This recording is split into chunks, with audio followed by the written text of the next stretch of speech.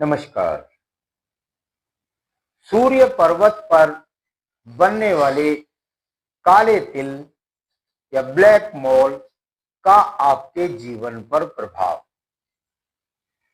ये आप जानते हैं? नहीं जानते हैं तो जान लीजिएगा कि ये जो अनामिका उंगली होती है, इसके नीचे का जो पर्वत होता है, इस पर्वत को हम कहते हैं सूर्य पर्वत।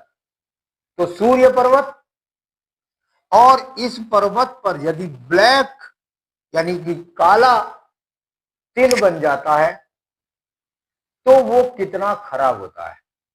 ऐसा ही नहीं कि ब्लैक तिल केवल लाभ भी उससे, अगर उसके प्रभाव को खत्म करना है तो कौन सा चिन्ह बन जाता है वो भी मैं आपको बता दूंगा। देखिएगा, यहां पर ये उंगली है, इसका नीचे का ये पर्वत है, और पर्वत को यहां पर एक मोल का चिन्ह आपको मिल गया।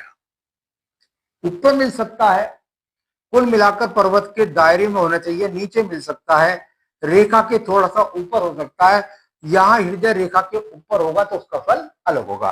पर्वत की हम बात कर रहे हैं, तो सूर्य पर्वत पर सबसे पहले इसके कारकों को जान लेना चाहिए।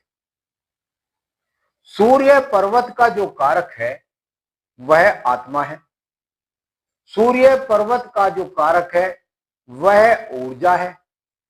सूर्य पर्वत का जो कारक है वह पिता है।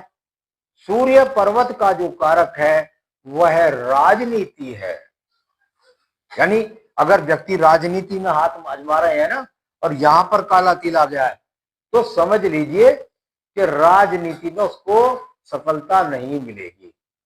ऊर्जा की उसके अंदर कमी रहेगी, एनर्जी की कमी उसके अंदर रहेगी, उसके मन पर, हृदय पर हमेशा बोझ रहेगा, उसको पैतृक संपत्ति विवादों का सामना करना पड़ेगा। और कितनी बार, ऐसा डरने की बात नहीं है, सबके लिए भी नहीं है, जो कारक है उनमें कोई ना कोई से कारक, जो मैं बोल रहा हूं उनमें तो कभी आ जाएगी। एकदम ऐसे कहने ना कि पिता की मृत्यु हो जाएगी, बेवकूफी का काम है। भाई आत्मा से मजबूत नहीं होगा, पिता का सहयोग नहीं मिल होगा, ये भी तो कह सकते हैं।